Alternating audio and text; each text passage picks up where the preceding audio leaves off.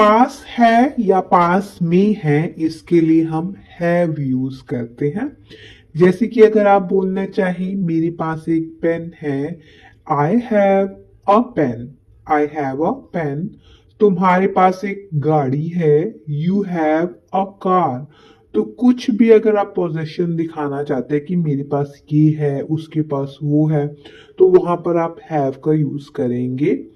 Has क्या होता है? हैज का मतलब भी पास है होता है, लेकिन हैज को हम यूज करते हैं ही, शी, इट। मेरे पास एक पेन है, हम बोलेंगे आई have a pen.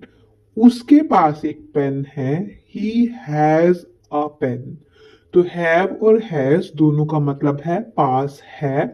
Have use करेंगे आई, वी, यू और दे के साथ, और हैज करेंगे ही, शी, इट के साथ।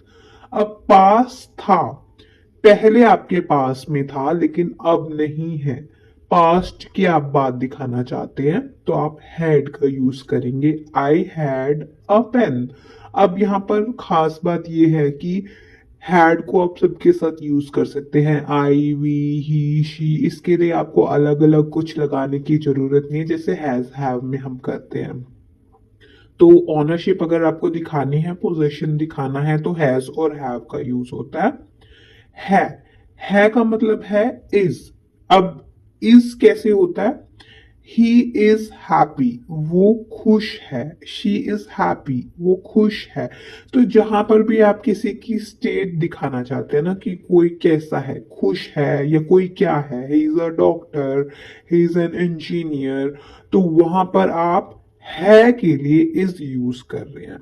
और इसी तरीके से आप इज यूज करते हैं ही, शी, इट के साथ। और आर का मतलब होता है हैं। अगर आप बोलना चाहते हैं वी आर फ्रेंड्स, हम दोस्त हैं, वी आर।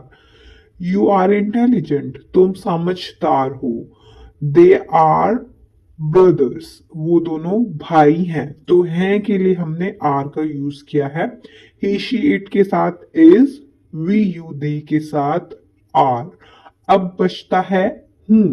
मैं अगर अपने बारे में कुछ बताना चाहती हूँ कि मैं इंटेलिजेंट हूँ, आई एम इंटेलिजेंट, तो आप कैसे बोलेंगे? एम लगाएंगे। हूं के लिए एम लगाएंगे आई के साथ। एम हमेशा सिर्फ आई के साथ लगता है।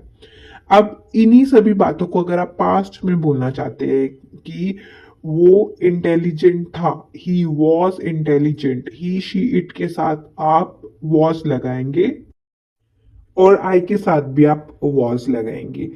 लेकिन वर लगाएंगे, वर का मतलब है थे, वी, यू, दे के साथ। मतलब सबका सेम है, बस आपको आपका जो सब्जेक्ट है वो चेंज हो जाता है, तो उसके अकॉर्डिंग वॉज वर को चेंज कर देना है। वॉज और वर मतलब था और थे।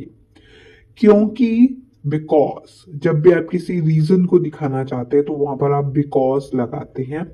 हालांकि, ऑल दो, अगर, इफ, जब कंडीशन को दिखाना चाहते हैं, कोई शर्त, तो आप इफ यूज करते हैं। जब, वेन बेसिकली क्वेश्चन पूछने के लिए कब होता है, लेकिन जब आप जवाब में वेन का यूज करते हैं तो उसका मतलब होता है जब। कहीं, समवेयर। इसीलिए, therefore, परंतु, however। इसीलिए आप सो भी यूज कर सकते हैं, इसीलिए के लिए therefore एंड so। जहां तक, as far as, जैसे ही, as soon as। आप कमेंट सेक्शन में आपको लिखना है हम दोनों भाई हैं, इसको ट्रांसलेट कीजिए।